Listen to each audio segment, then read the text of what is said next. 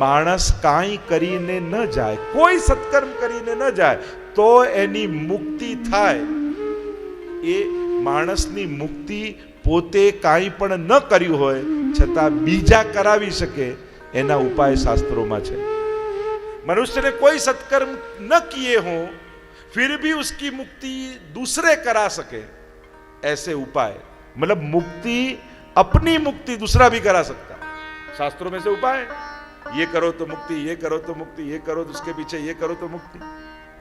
मतलब अपनी मुक्ति दूसरे भी करा सकते, पर भक्ति तो खुद ही करके जानी पड़ती. वो दूसरा कोई कर ले वो नहीं चलता. आ चार कार्य माणस जाते ज करवा पड़े, आपड़ा बदले बीजो करे न चाले. एक लग्न, मरण, भजन अने भोजन. आ चार में तो माणस जाते ज बेसवू पड़े.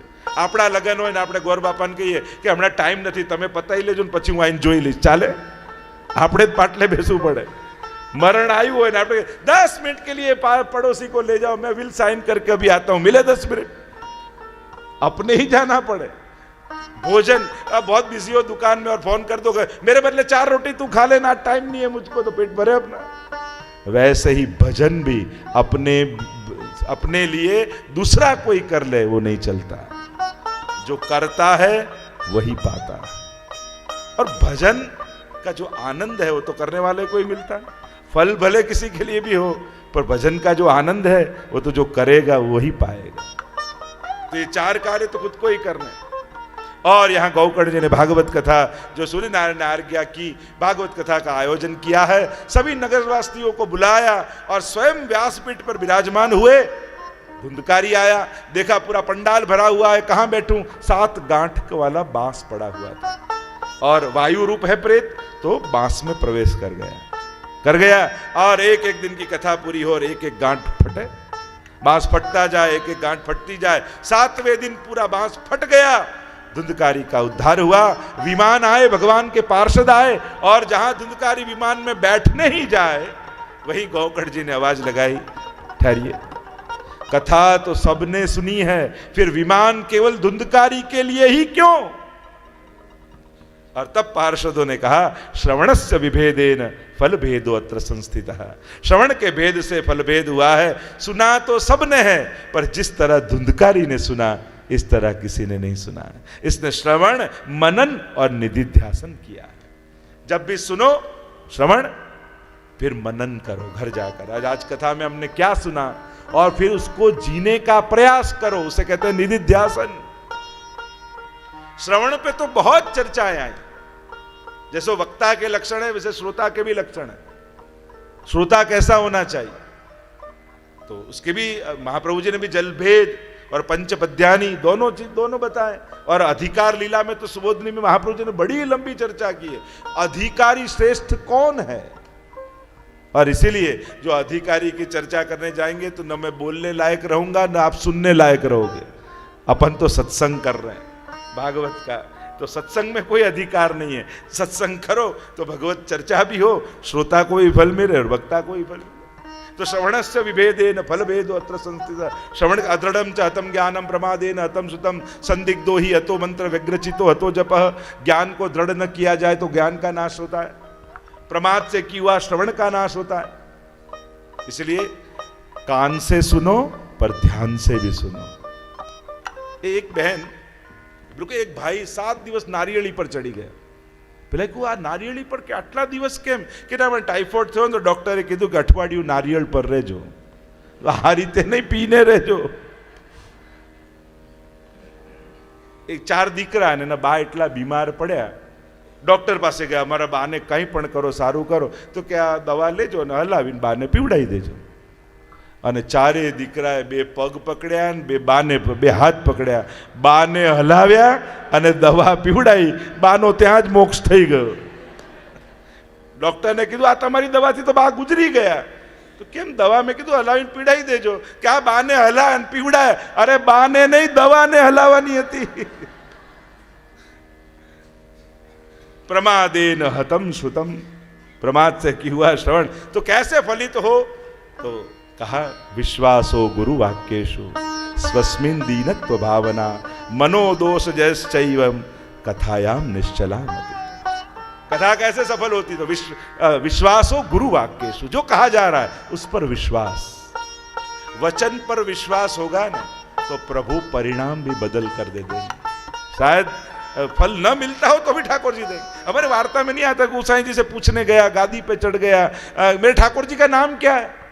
गोसाई ने कहा परे परे दूर रहे। और उसको हुआ कि गोसाई जी ने मेरे ठाकुर जी का नाम दे दिया परे। अब परे का अर्थ होता है दूर जा, पर उस नाम से ठाकुर जी निकट आ गए। अब तो रोज दो पातल करेंगे, परे तू पहले आओ, भोग लगाओ, फिर ही मैं महाप्रसाद लूंगा। अब ठाकुर जी सोचे कि दोष इसका नहीं, उस तो नाम पूछने गया था, दोष गोसाई जी का नहीं, गादी पर चढ़ा तो गोसाई का परे, तो दोष ठाकुर जी का नहीं, भक्त का नहीं, दोष गोसाई जी का नहीं, पर जो मैं नहीं गया तो मेरा दोष निश्चित है। और ठाकुर जी परे नाम से निकट आ गए। पर विश्वास गोसाई जी के वचनों में, विश्वास हो गुरु वाक्येषु स्वस्मिन् दीनत्व भावना, दैन्य भाव से बैठो। जब भी श्रवण करने जाओ, जब भी ठाकुर जी के सन्मुख जाओ, हवेली में जाओ, मंदिर में जाओ, सत्संग में जाओ, कथा में जाओ, तब संसार की स्वयं सिद्धियां और सामर्थ्य को कभी याद मत रखो। क्योंकि फल में बहुत बड़ी बाधा कोई हो तो सांसारिक सिद्धियां हैं हमारी, क्योंकि वो हमको भक्त बनने में रुकावट हो जाती है। देखो, जब कोई सामर्थ्य नहीं होता, कुछ नहीं होता, कहीं भी कथा बैठी हो तो हम पहुंचकर बैठ जाते हैं। और जब सामर्थ्य आता है, कभी होता है हमको तो आमंत्रण नहीं मिला, कैसे जाए कथा में, हमको तो आमंत्रण नहीं मिला, मनोरथ में कैसे जाए, तो कहीं ना कहीं हमारी लौकिक सिद्धियां बाधा बनी कि नहीं। इसीलिए कहा अहो विधना तो पे अचरा पसार मांगू, जन्मो जन्म दीजे या ही ब्रज बसवो, अहिर की जात समीप नंद। अहिर की जात, कोई बड़ी बहुत बड़ी जाति भी मत देना। नहीं तो देखो, आप लोगों को ब्रज यात्रा में जाना हो तो तुरंत सामान बांध के नहीं, अब हम लोगों को जाना हो और वल्लभ कुल के स्थान में तो ये तैयारी करो, इतने भीतरिया लो, इतने खवास साथ में लो, इतने वैष्णव तो होने चाहिए, अब वहां रसोई कहाँ होगी, कैसे हो, कितना बंधन होता है। साधारण व्यक्ति को देखो, बड़ी कोई श्रेष्ठ ज्ञाति में जाति में होना, प्रकट होना ही भी साधारण नहीं है, उसको संभालना भी कठिन हो जाता है कई बार। तो कहीं ना कहीं लौकिक सिद्धियां, लौकिक सामर्थ्य हमारे भक्ति में प्रतिबंध हो जाता है। और इसीलिए ये भी सावधान, कब जब भी अलौकिक निमित्त से प्रभु के सन्मुख जाना हो, गुरु के सन्मुख जाना हो, वैष्णव के संग में जाना हो, तब कभी भी अपने लौकिक सामर्थ्य का प्रदर्शन या अपने लौकिक सामर्थ्य से उनको प्रभावित करने का प्रयास मत करो, क्योंकि वो प्रतिबंध रूप हो जाएंगे। तो विश्वास हो गुरु वाक्येषु स्वस्मिन् दीनत्व भाव। अमृत वार्ता में नहीं आता वो रानी आई और कहने लगी दर्शन तो करूं श्रीनाथ जी बाबा के, पर मैं रानी हूं, रानी पने को नहीं छोड़ूंगी, मेरी छत्र, मेरी चादर और सब मेरे साथ दासियां सब जाएंगी, और जब मैं दर्शन करूं तब किसी को दर्शन नहीं हो। महाप्रभु जी तो परम कृपालु हैं, ठीक है चलो इनकी व्यवस्था करो, जीव प्रभु के सन्मुख हो रहा है तो हम कौन प्रतिबंध करने वाले। और सब व्यवस्थाएं की, द्वार बंद किए, रानी तो गई छत्र चादर के साथ। पर श्रीनाथ जी बाबा किसी का अहंकार चला ले, बाहर हजारों की भीड़ खड़ी है, दूसरा रूप लिया श्रीनाथ जी ने और सांकल खोल दी, और हजारों की भीड़ ऐसी उमड़ी कि एक भी वस्त्र शरीर पर नहीं रहा। छत्र चादर की बात तो अलग रही, एक कपड़ा शरीर पर नहीं रहा। और ऐसी शर्म लगी, परमानंद दास जी वहां गा रहे थे कीर्तन, और प्रश्न किया कौन यह खेलवे की बानी, प्रभु ये कोई खेलने की रीत है। तब महाप्रभु जी ने कहा ठाकुर जी के लीला में कभी दोष नहीं देख रहा, यो कहनो भली यह खेलवे की बानी। प्रभु तो जो करे वो जीव के लिए कल्याण रूप ही होता है, जीव पर कृपा ही होती है।